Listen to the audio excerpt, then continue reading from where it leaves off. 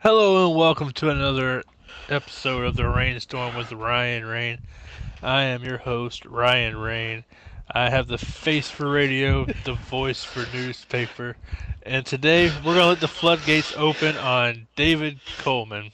Welcome to the show.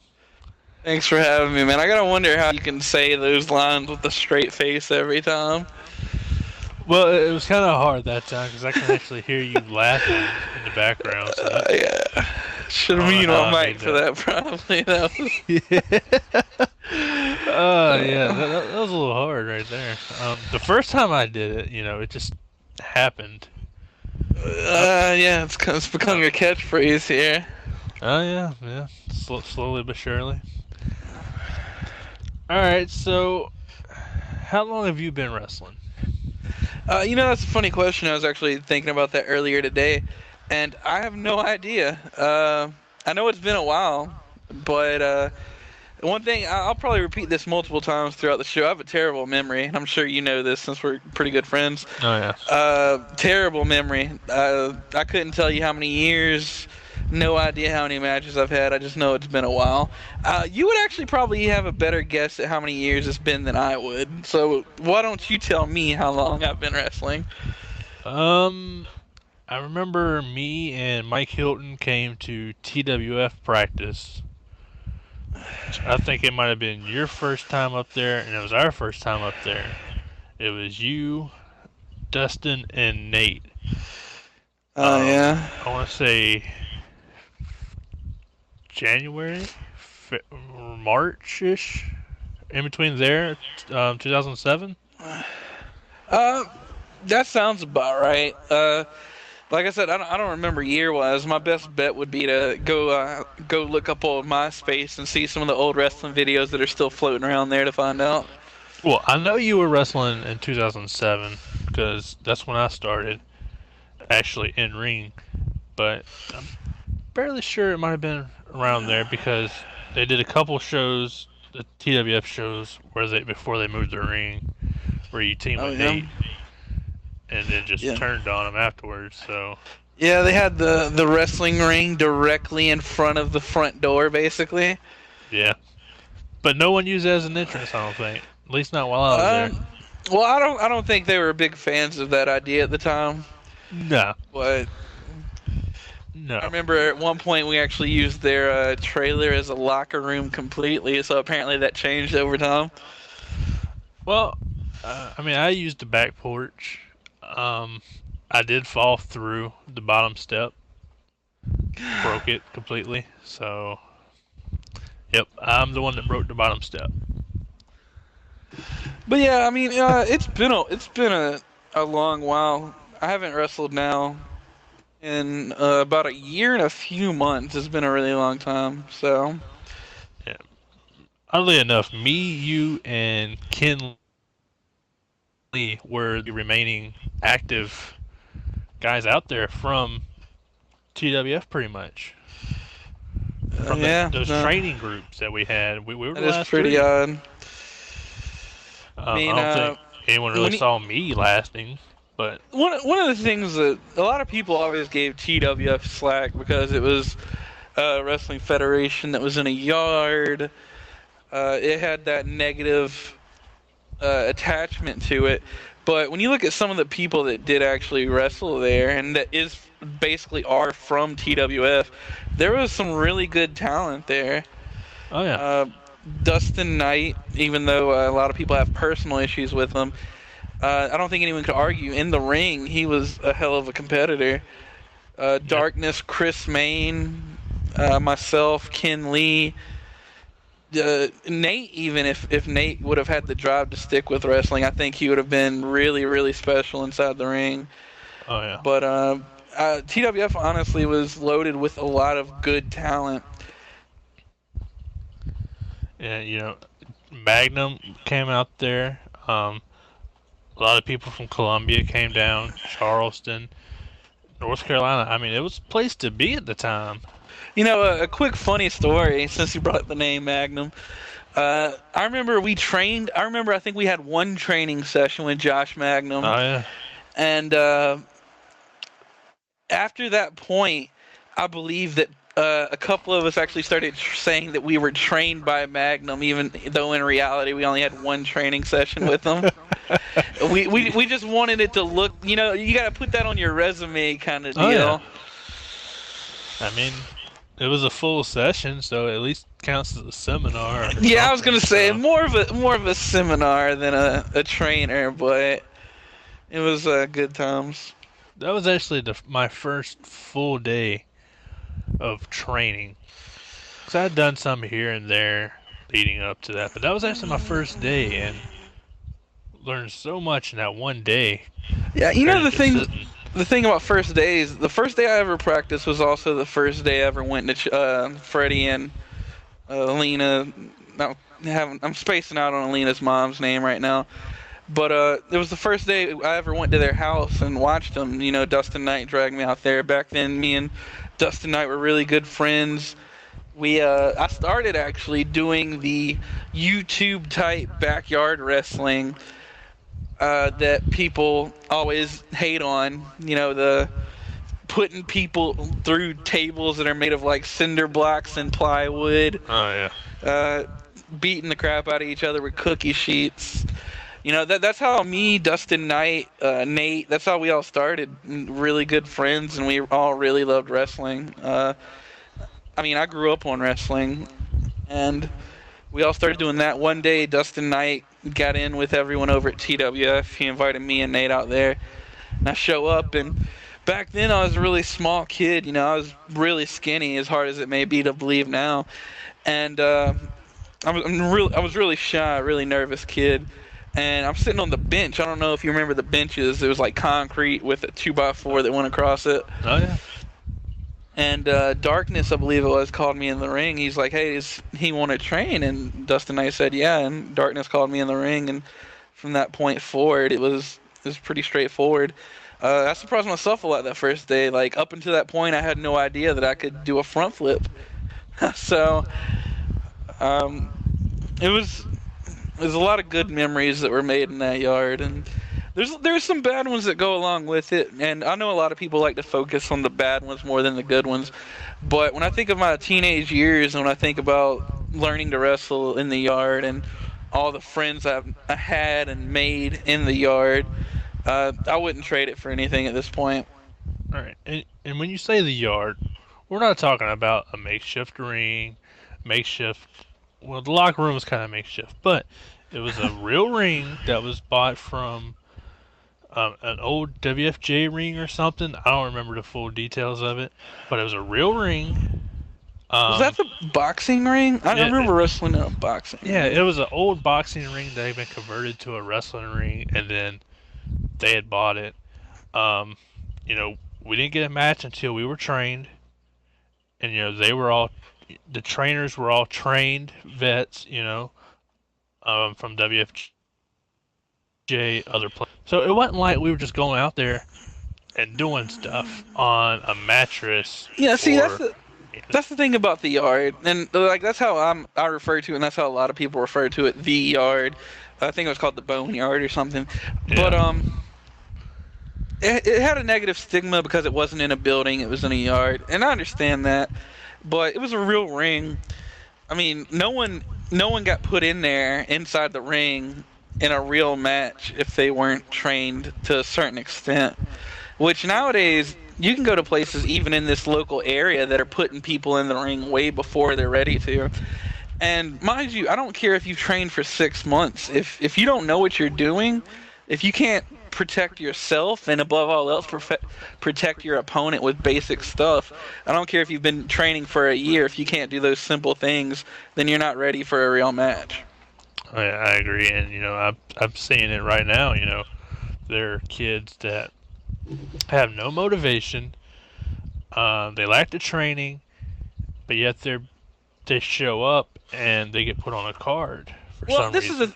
the thing, Ryan, and I try to cut some of the new people some slack because we had it a lot easier than they do now. When you think about it, we could go to a ring twice, 3 times a week in a local area. We didn't have to drive that far, and we could train. Nowadays, we don't really have a local ring that you can go to and train like that, so it's not as Right. easy. I'm not sure if the ring out in Harlem's in any better condition, but the last time I was in that ring wasn't really in safe condition. So I'm not sure if that's got any improvements on it or anything. But we had it a lot easier when it comes to getting in the business because of the accessibility we had to a ring on a regular basis. Oh, I agree, but yeah, there are some that when the opportunity is there to train, they don't take it. Um, They just want to go straight to the shows, and there are people that are okay with this. well, a lot of people want to wrestle because they think that it'll make them look cool, or I guess some people think they might find a girlfriend from it. I don't know what some of these kids want to wrestle because, boy, if they're some of them, and I can tell just from some of the stuff I see on Facebook nowadays, some of them aren't willing or aren't dedicated to wrestling for wrestling. They don't want to put in the work to get to the level where you need to be to even start in the ring. And some of the shows, APW Statesboro, for instance, I've worked there in the past. There was a big blow up on Facebook about some of the shady stuff they were doing. Apparently, they're doing shows again. And some of the guys that work there, you've worked there before too. You've seen some of the guys that they have working there shouldn't be wrestling at the current Oh yeah, time. Uh, they've got guys no gear at all wrestling in regular clothes, which I'm not big. I'm not gonna call many people out on that. That's to each their own. But when it comes to your wrestling ability, I'll call someone out on that because you're not safe. If you're giving someone a suplex and you're almost snapping their neck every time, that's not safe. You can't be trained once or twice and then get in the ring and do this safely. right, And above all else, inside the ring, that's the number one priority is safety. Even above getting the crowd into it, all all that stuff, the number one priority for every wrestler inside the ring should be safety. right, and some of these kids they can't do this when there's only 2 to 3 trainers watching them. How are they going to react with 30 to 100 people watching them? So, See, the thing that's got me when it comes to people, and this goes even back to TWF with some new guys that show up and they'd want to get trained, and the thing that always got me are the people that show up and they don't want to learn the basics. They only want to learn how to do these finisher moves. They want to add to their move set. right, They don't want to learn how to take a back bump 20 times to get it right. They want to learn how to do an F5. And that to me shows that your sole interest is in yourself. right. All right, so you start out at TWF, mixture of guys, some quality talent there. Some guys, not so great, but kind of what they're doing. Um, you end up getting the shaft pretty early. Um, TWF was a great experience for me, and the reason I say that is because I was blessed enough to learn learn wrestling from some people that I truly admire in the business. Chris Main, I think, is one of the most underrated people in the area, especially back then. Back then, he was crazy talented. I haven't seen him wrestle in years at this point, though, so I'm not sure if he's better or as good still. But Chris Main was incredibly talented and a great trainer. Darkness, great trainer. He'd work with you solo. If you wanted to take time out of your day, he would take time out of his day to work with you on it. Now, when it came to the TWF shows, it was hit or miss. I should say, we did some really crazy things back in the day. Team Hate Crime, America's Most Lethal, the infamous Flaming Table. This is also a little known fact about TWF. I was originally, I believe, scheduled to be the guy to go through the table. I don't think originally it was going to be a flaming table though. But after he suggested bringing the table, I think Dale said that he wanted to go through it himself. And We all know what happened from there. Oh yeah. Um, Back then, I didn't have much of an ego at all. So championship belts, all that stuff didn't matter. I loved wrestling, so every show I got to go out there and wrestle. I was just that was good enough for me. Your first, uh, correct me if I'm wrong. The first main event that you had would be the dog collar match. I'd forgotten all about this. Um, I don't want to say his nickname because I'm afraid that might offend some people. So can you remind me his real name? Um, Scott Schuyler. Okay, well we're gonna refer to him as Scott Schuyler. His nickname was maybe a tad offensive to some people, but for all that don't remember, we'll just refer to him as the red-headed Afro white kid. Who came out to Annie one time. Yes. That was So I'm told that I'm gonna do this dog collar match with this guy. I'm down. You know, it's whatever floats your boat. I'm ready to do whatever. I love wrestling. So it comes show day. Mind you, I guess we're kind of already breaking the fourth wall, so we're just gonna. So I'm supposed to go over. At this point, I don't think I'd won too many matches.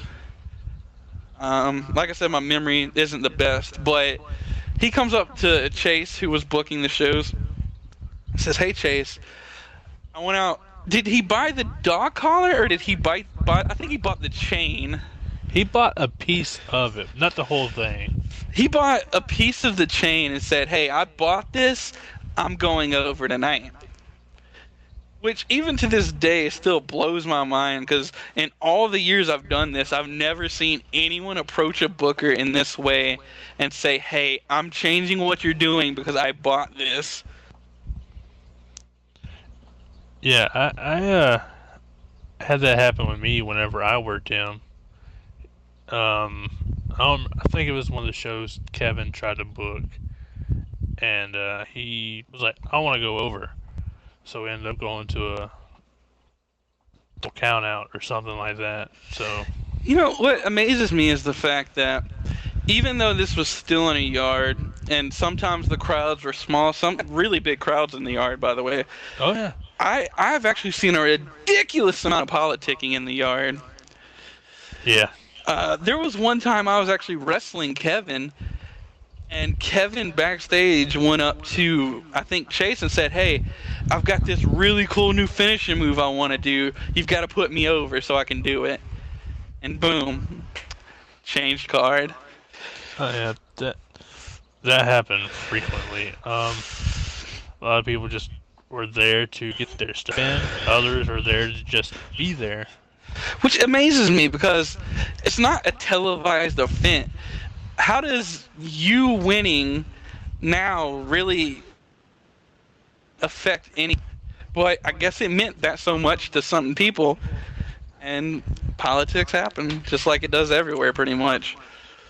And keeping with the politic trend in TWF, Chase, he was very, um, I'm not sure what the word is to use here, but if you got into his ear, you can make things happen. Pretty He was much. easily convincible. Oh yeah, he was swayable. Um, the AML that was actually seen in the public eye was nowhere near the original plans. You know, you got a better memory than me. I want to say the original plans was me, Dustin Knight, and Kenneth. Yeah, Or that's what ended up being out there. But the original plan was you, Paige Erics, Chaos, and me. well, I mean, it Is you kind as of the leader. yeah, I thought it kind of started the same. I'm pretty sure it started with me, Chaos, and Paige, right? Still. Yeah, and I just ended up getting cut, so I just ended up doing my own stuff, hoping to end up working you guys. That never really happened. And then Ken and Dustin get added, and Dustin pretty much just takes over the group. Yeah, that's one thing. He he has a problem with. I don't think he's much of a follower mindset. He has to kind of be number one in whatever he's doing. So yeah, the group was originally intended to be mine. Like that was going to be my elevation to the next level, so to say. And it just yet again got turned around where he got added.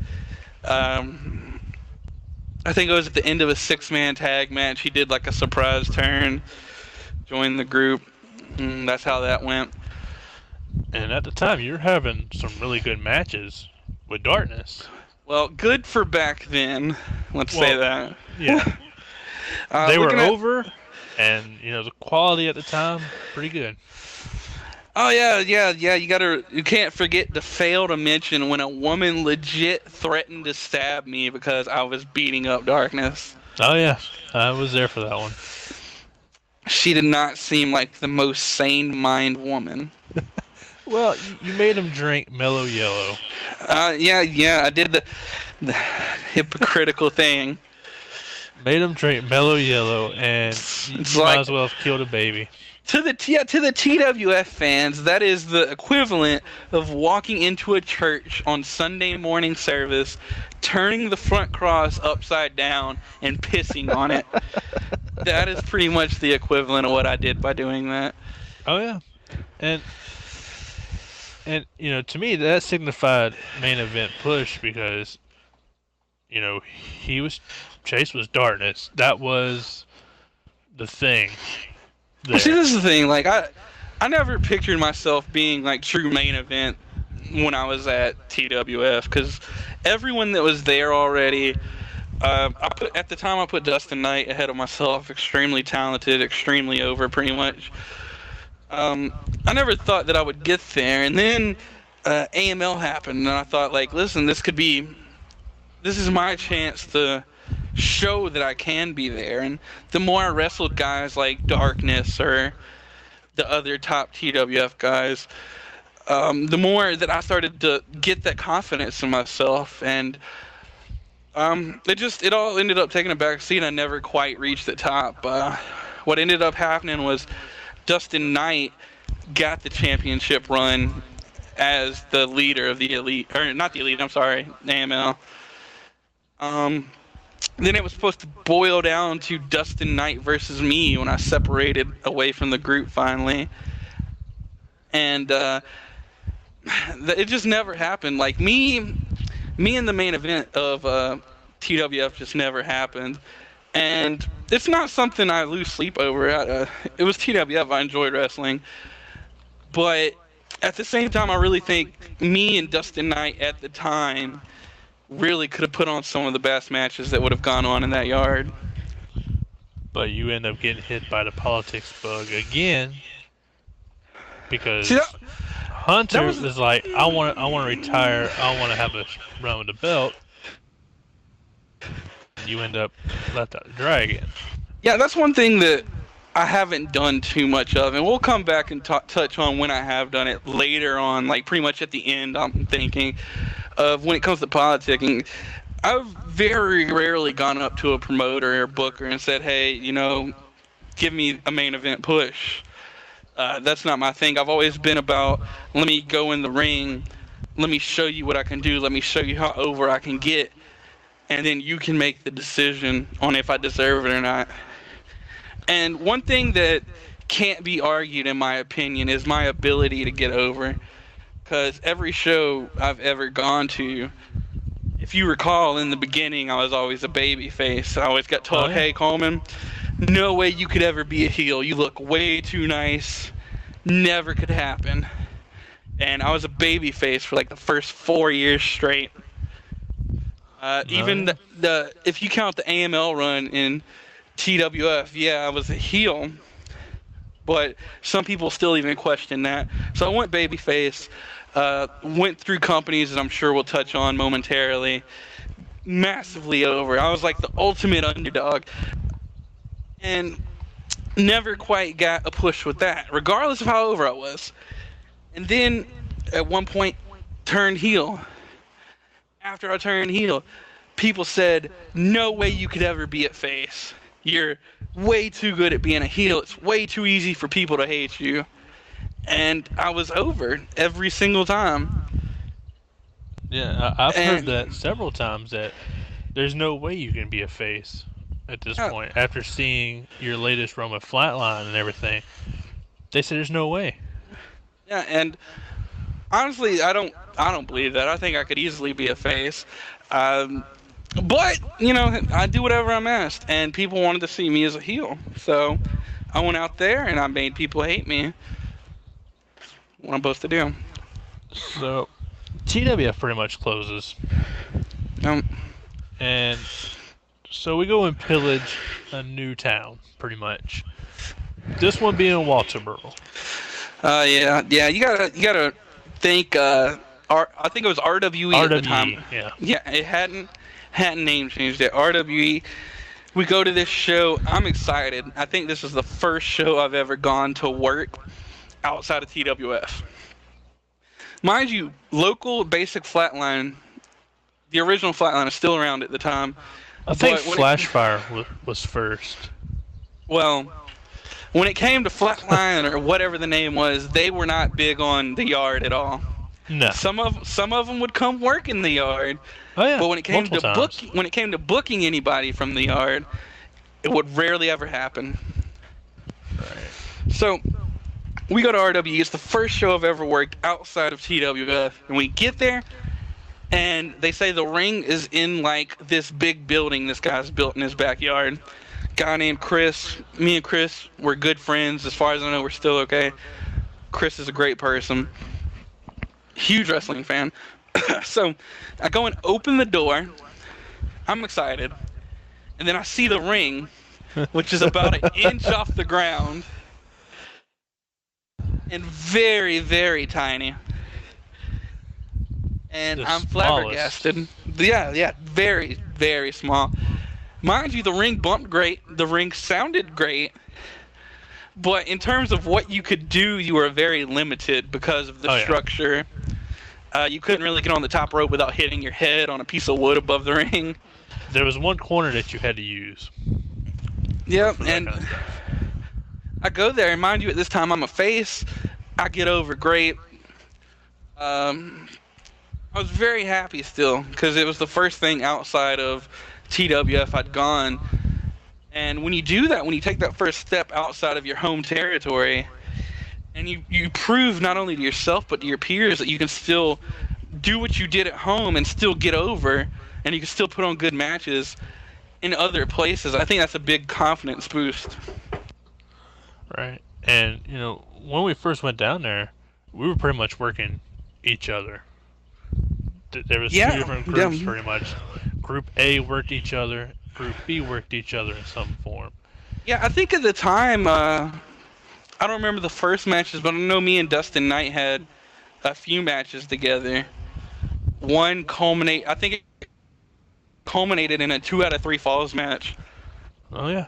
And The No Limits title, right? yeah, I believe that was the case. And great. It was still one of my better moments in wrestling. It was great. Back then, me and Thomas, really good friends. We had a falling out eventually, but together, I think in the ring, that's probably the person I've ever had the instant chemistry with, that we could just flow with it. It didn't have to be talked out. We could get in the ring and we would just know each other so well that it would really put itself together by itself. So, and then finally, they decide they want us to intermix with their. Um, they're not up to par yet, but they want us to work with them. Yeah, and I'll say this: there were a few guys there, and we didn't really touch on this yet. There were a few guys there that had potential, Oh yeah. but their base roster wasn't really very good at all. No, and Um, we pretty much were there to teach them and make them better if we could. yeah, and going off of what you were going to when they decided to finally mix rosters where we'd put up against each other, I believe the very first show that happened was when it was me versus Matt Crosby main eventing that show, if Oh I yeah. recall. Yes. So you get to call to main event the first one against their champion. Yeah, which at the time, that was a huge boost to my morale because while I thought I was good, I didn't quite think that I would go somewhere else and they'd be like, "All right, we want you. We've seen what everyone can do, and we want you to have this first shot because we think you're a good fit for what we need right now."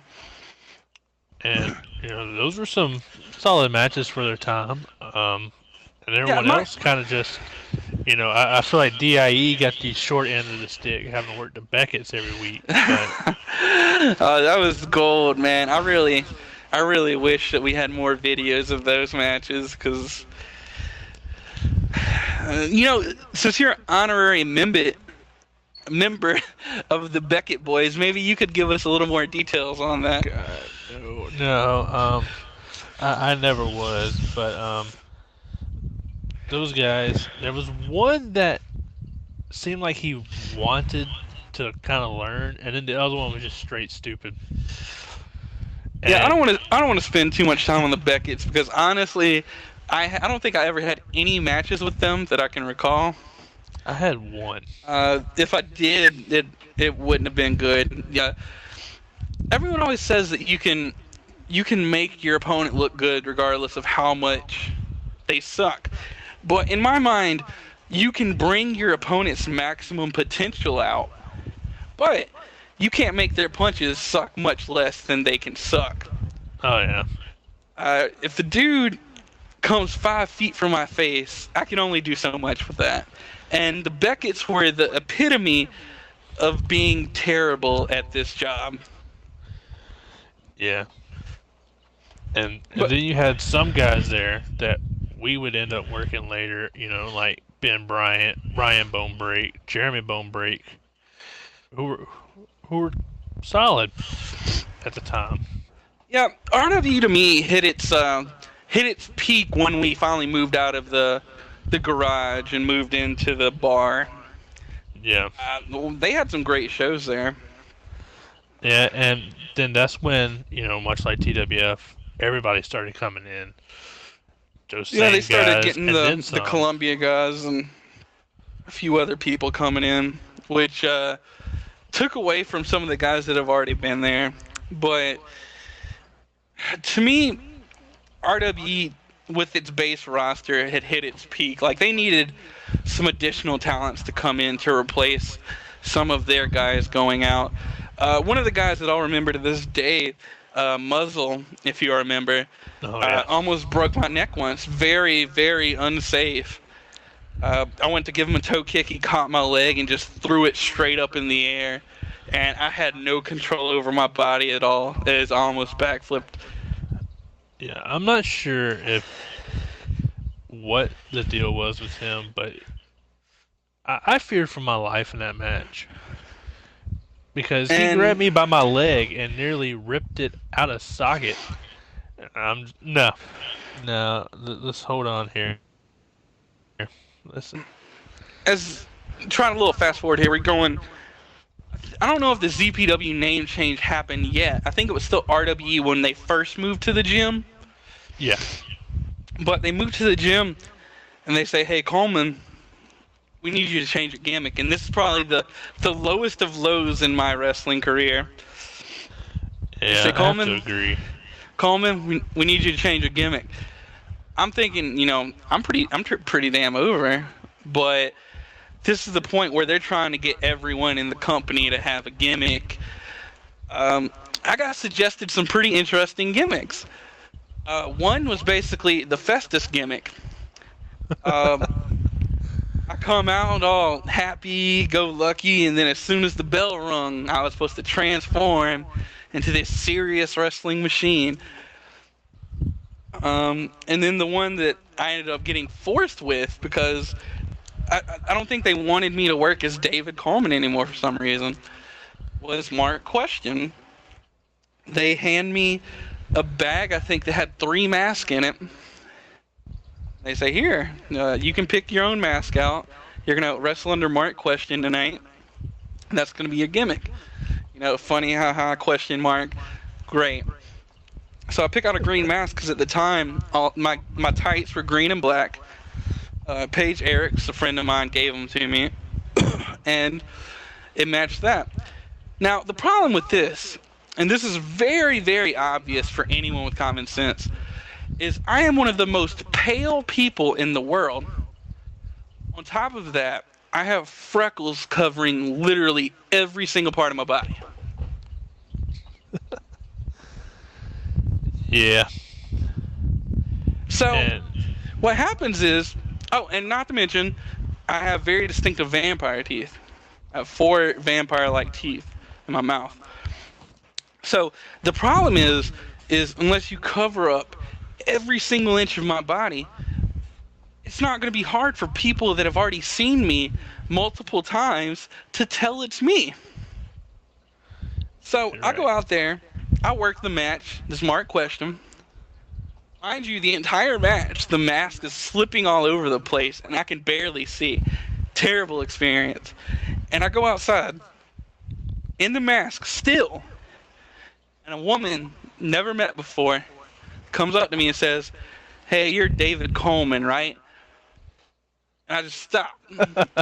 I just stop right there. I'm like, "Don't say it." I'm thinking to myself, like, "Wow, is it really that obvious?" That was very rhetorical because I knew it was obvious. And I say the dumbest shit in the world. I say, "No, I'm not." And she says, "Yes, you are. You have the same vampire teeth." And at that moment right there, I knew I would never wrestle as Mark Question again. And the Mark question lasted all of 2 shows, right? Yep, yep. And I think this was the result because you got a gimmick change, and I got a gimmick change. As far as I know, we were the only two that needed gimmick changes because we were not getting over like darkness. Oh yeah. And it's all a result to, I'm not sure if you remember, the pumpkin on a pole match that we did. The Oh show yeah. before that, where we all of a sudden needed new gimmicks. The most horriblest shit I have ever done to this point. Yeah, the guy that wore all the red, don't remember his name. He did a Russian gimmick. That's all I remember. And he Yeah. had, I don't know if they were steel toe or not, but he kicked me right between the eyes, and I could not see the rest of the match. Yeah, it wasn't, I mean, it wasn't very good. There's just some people in the wrestling business that are hard to work with, and that guy Oh would yeah, definitely fit on that list. and it didn't help that this production team they screwed up badly. They're supposed to start with Fallon coming out, welcome everybody to the show, blah blah blah. This is what's going on the next month. This is what's happening tonight. Enjoy the show, and then the match starts. They play us out first, and we start the match, and we get the momentum going, and then they just decide to cut us off completely so Fallon can talk. And this Great guy is night. livid. He is livid because we stopped. I'm like, I'm telling the referee the right messages to you. This other guy does not want to participate anymore. That's when he just full out kicks me right in the face, between the eyes, tries to powerbomb me off the top rope, trying to grab this stupid plastic pumpkin. And it's our fault because we need new gimmicks somehow. Yeah, there's just too many people with their hands in the cookie jar in that company, and that's what led to the eventual rebranding to ZPW. But, they had to split. RWE would still do shows. Because if you recall, the last show in the gym, I believe the Athletic Commission was called, Yeah, they came during our match. which ended up leading to the split as well. I don't remember Right. the exact details. It's not really relevant to this No. conversation, but the split happened. Chris and I think Ryan Bonebreak basically took one side, and then Crosby and a few other people went the other direction. So what made you choose to go with the new ZPW? Me personally, at that point, me and Chris had talked a lot. I was good friends with Chris, and I knew his drive to just put on a good wrestling show. he was willing to do whatever it took, pretty much. Like, he was willing to buy whatever he needed to buy. He was willing to invest in equipment needed to do it. And I liked his vision for doing that, so I went with Chris. And the roster was essentially shaken up at that point as well. As I don't think there was that many people that went with Chris's side. Originally, no, I don't think there was. But So the roster basically had to be rebuilt. and going back to what you said, willing to do, put in however much money. They pretty much came to Aiken and shuttled us to their first show, which was in Charleston. Yeah, and a quick exit from the wrestling talk in general. Chris actually helped me out in one of the low points of my life and gave me a place to stay, helped me get a job. I lived in Walterboro for about half a year, I believe, and I'm really grateful for the time he gave me and helped me out in life. But Art, when he started doing his own shows, at that was a point in my career where I felt like out of all the guys on the roster, like it was fine. It was going to be my time to really shine. At that Right. point, I did a lot of good work at RWE. I put a lot of people over. I got reactions really over as a face, and I felt like it was finally going to be my chance to prove that I could carry the torch of a company. I could be the guy for a company, and And, that never really came to fruition, unfortunately. and I get repackaged again because Ryan Reigns still doesn't get over. So here's where the name Tyler Wilson comes from. And for some reason, a simple name change, I was getting way over according to them. I didn't quite see the difference. But me and you are still having a program, Mm. which lasted half the year, continued from RWE, which was nearly a year-long program. Yeah, because we had the um, was it America's Most Lethal again in RWE? Yeah, Yeah, we were a tag team, America's Most Lethal. I believe at one point we won the TWF tag titles in RWE right. from Yeah, Team Hate Crime. Went on to lose them to, I believe, DIE, Dustin Knight, and uh, at the time, was it Vincent Chambers? I think so. Yeah, we lost it to them, and we eventually had the turn where we had a tag match. We lost the tag match. You jumped me, beat me down, and then after you left, another group of guys came out and beat me down. They had nothing to do with me at all. They just wanted to beat me down because they knew it would get over with the crowd. And I felt that kind of took away some of my heat because the last images they're going to remember is these mask guys beating on you. They're not going to remember all the work I did. And I actually blew out my knee And that match. the entire thing to me was like it's a group that nobody had seen before. Right. Everyone wearing masks. And yet, a couple weeks later, I wasn't over enough to keep the David Coleman gimmick. But a few weeks earlier, I was over enough to put a bunch of new guys over. Who I don't think lasted after I that don't think show. that. Yeah, I don't think they ever had another appearance again. And so we get repackaged. I get repackaged again. You're back as David Coleman in Walterboro, Charleston, what have you. And we start dealing with the actual licensing committee in South Carolina. Yep, actually got a South Carolina license. Legal shows, and then that ends up coming to an end as well. Yeah, you gotta remember some of the stupid shit that happened during that time. We were at Pappy's. Pappy being an older gentleman that joined Chris, as they were basically the two people in charge. And I did a coffin match with a guy named the Backyard Bully. Some of you people listening may remember the Backyard Bully. Oh, that guy. I did a coffin match with him. He was going under. But this guy was apparently extremely claustrophobic.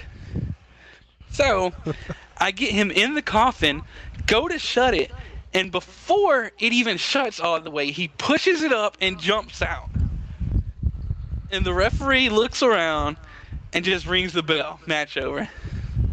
Wow. Not the best of times there. No. We had to work different people, but it was still a build up Yeah, and to then we our final match. But the yeah. build up to that, I felt was so terrible. Yeah. I mean, it wasn't a good build up at all. But at that point, we're in a new venue. Where was that at? No, it was Allendale, South Allendale, Carolina. South Carolina. Not a bad venue, to be honest with you. Had Oh no, plenty of space I for loved it. chairs. Yeah, had a good place for the locker room. And at this point, they had brought in some of Susan Green's talent, Kid Riot, Tyson Riddick, Mike That Thrill. guy. They brought in a bunch of new guys, and all of them had basically jumped into all the top spots. Right. So, by all means, I'm not running the show. So we finally get to the final match: Ryan Rain versus David Coleman, last man standing match, Allendale, South Carolina. Which I had to win a contract to get any match of my choosing, and that was the match that I So picked. we're excited, mind you. We pretty much carpool to all these shows together. We're pumped. This is going to be big. This is our chance to go out there and put on a great match. Right.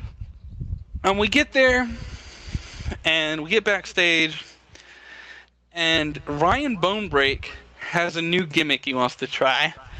I don't remember the exact details of how, but a character that had never been in the company before somehow gets entered into a feud's last man standing match. Yeah. Now, mind you, this turns it into a triple threat last man standing match, which is whatever. But the fact that you're going to insert a person into the match just because they want to try out a new gimmick that had never been in the company before. I believe the character's name was Shooter.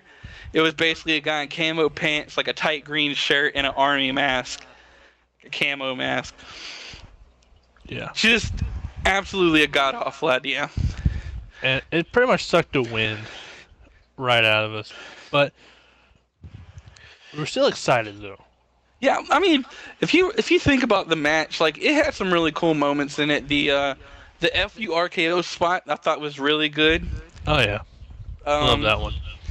Obviously, Shooter got eliminated first. Imagine how different the story would have been if they would have said you would have got eliminated first. I probably wouldn't have done it. But Shooter got eliminated first after that, and then it ended up being basically the one-on-one singles match. I think there was an awkward spot where either a table wouldn't break or no, I think something was already broken. There was a broken ladder from a past show. It still looked usable, but it's pre-broke. So we're Yeah, like, we asked for it specifically because we knew it was broke and we knew it would break easily because it was already pretty much done for. So we asked if they can bring it and we use it with a couple of chairs, and they approved it.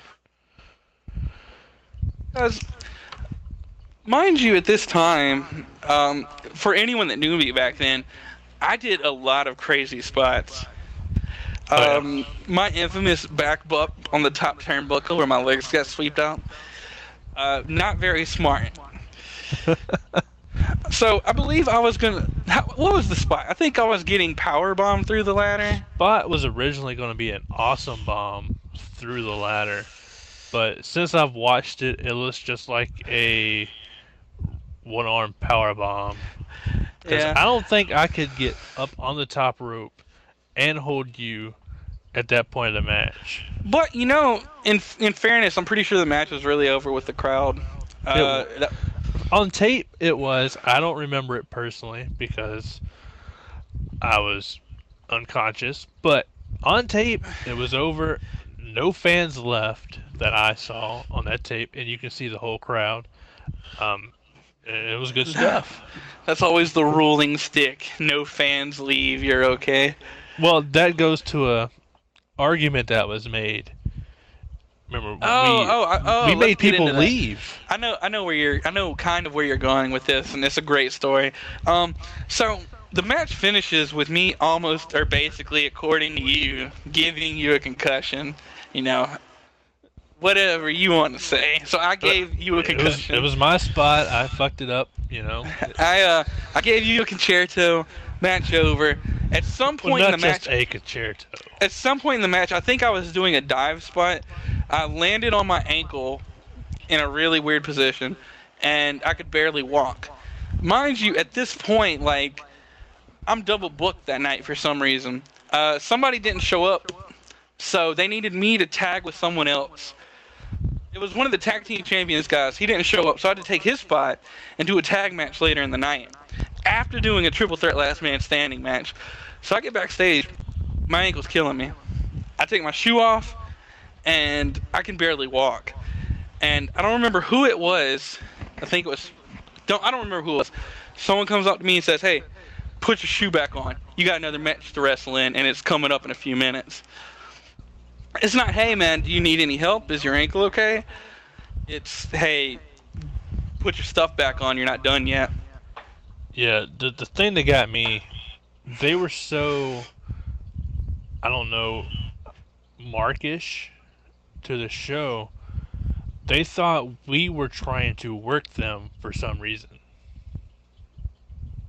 And it was at that point when that happened that I basically knew that I was going to be done with ZPW at that moment, because pretty much like we've mentioned before, Chris was so easily convincible that he had gotten the wrong people, in my opinion, in his ear, and he lost the true sight of what he wanted, and just was Yeah. helping these people build their vision.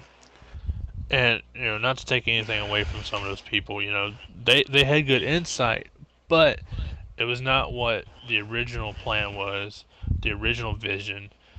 It seems like the vision just shifted mid-show, because Well, it we goes had it weapons goes approved, and then all of a sudden we're trash wrestlers, using unapproved stuff. well, it goes back to what every wrestler's number one goal should be, which is safety. I would say that goes for promoters too. Like, your number one thing should be the safety of all your workers. So if you see a worker hurt, you shouldn't be like, "Oh, he's just selling," or you Yeah, definitely shouldn't say, "Hey, get your ass up. You got another match coming up." You should check and make sure he's all right, because the guy just put his ass on the line for your show. exactly. And all we got was yelled at, pretty much. So that was pretty much the end of ZPW for me. At that point, I knew that it wasn't going to be a good mix anymore. Right, and those people, there were some of them, they could not distinguish real from work. Like I remember the backyard bully. Whenever I had to work him, he was one that could not grasp that line between real and work. And this is the first time I'd ever dealt with somebody that says, "I'm not tapping out to you. It's not my gimmick." Yeah. The backyard bully wrestling in his torn jeans and a shitty wife beater can't tap out to you because it's not in his gimmick. Yeah. So I mean, I beat him with a basic ass side effect and made him look weak. He ended up looking weaker on his end. Like I said, So ZPW at that point was done for me. They went about doing stuff. We went about a different direction. I know for a while in recent memory they've tried to do a couple shows. As far as I know, they're nowhere near as regular as they used to be. If they're even still trying anymore, I don't know. no, with the athletic commission, I don't think they're as active anymore. But I Where did know we that recently they've had Ox come in helping them. So Where did we go after ZPW? What was after that? yeah, I think we pretty much just drifted a while, different shows.